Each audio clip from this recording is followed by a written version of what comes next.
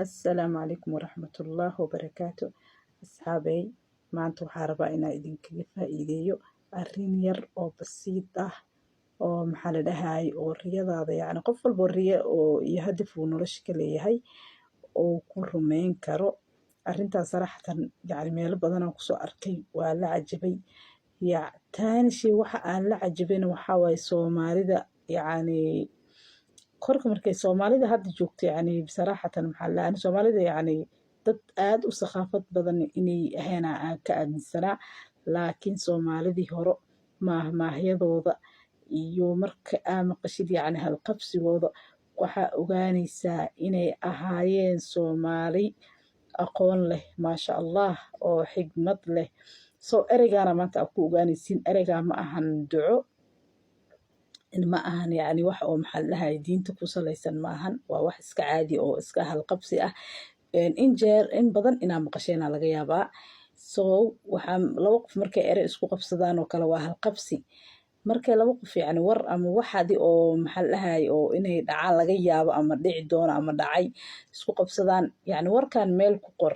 yacni in badan ereygaas aniga horta ugu soo lalaabtay, maantana waxaa kusoo arkay ereygaas yacni dad badan oo ajaanib oo dhaqaatiir qaar yacni dhaqaatiir ma ahan kuwa cilmiga oo maxaa la dhahay enerjiga barteen iyo cilmi badan yacni meelo badan aan kusoo arkay ereygaas inuu erey sax yahay. haddii warka marka maxaa la dhahay Soomaali waxay dhahaan warkaa meel ku qor adaa arki doona. qof walba marka umniye uu leeyahay wuxuu sameynayaa warqaduu soo qaadayaa, warqadii waxaa lagu qorayaa wixii aa rabtay aa ku qoraysaa hal shay ama laba shay adi wax badan ma qoraysid. wax markaas aa rabtid oo maxaa la dhahay noloshaada yacni ama yacni wax kasta ha noqoto safar guur inaa maxaa la dhahay business inaa yeelatid inaa maxaa la dhahay wax badan aa rabtid laakiin meel aa ka bilowdo aa la'dahay oo aa rabtid waxaas adigoo iska fadhisa inay ku imaadaan. yacni waxaan maxaa la dhahay wax juhdi badan gelinaysid ma ahan. juhdiga aa gelinaysid kaliya waxaa maalin kasta inaa warqadii aa fiiriso. haddii ay waxaan yihiin wax mustaqbal ah warqadda aa ku qortay meel aa iska dhigaysaa, boqosaa ku ridaysaa ama meel aa iska dhigaysaa ama barkinta iyo foodaraha inta u dhexaysaa gelinaysaa. wax mustaqbal yacni wax oo yacni waqti yacni wax oo markaas adiga xaadirkaas maxaa la dhahaye aysan ahayn, laakiin wixii markaas aa u baahan tahay maalmo kooban ama bil inaa wixii aa ku heshid aa u baahan tahay.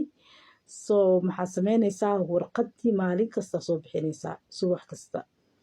maalinta hadii 2 jeer aa akhrinaysaa ama 1 jeer waa akhrine waa la laabay meelaa gashane yacni maanta dhan waa fiirinaysaa wixii aa rabtay aa maanta dhan fiirinaysaa ma garateen. kadib wixii ayagoo socdaan ay ku imaanayaan adiga shaqo kale ma qabanaysid kaliya intaasaa qabanaysaa.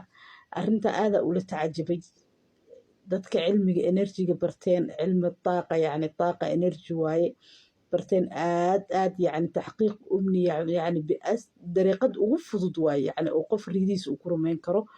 marka waxaa la sii tacajabay in oo maxaa la dhahay maasha Allah Soomaalida yacni aad ay wax badan u fahansan yihiin.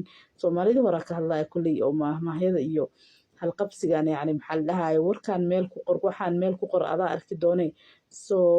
warqadaas ama darbiga ku dhijinaya wixii aa rabtid yacni inay maalmo kooban ama bilo yacni ama 1 bil kugu qaadato ama maalmo inaa heshid ama darbiga ku dhijinaya ama maalin kasta darbiga hadaa ku dhijisid waxaa laga rabaa inaa markasta aa fiirisid aa akhrisid. wixii oo mustaqbal ku saabsanna mustaqbalka inaa heshid yacni aa rajaynaysidna warqad waa qoraysaa boorsadaada gashanaysaa ama barkintaada madaxeeda gashanaysaa.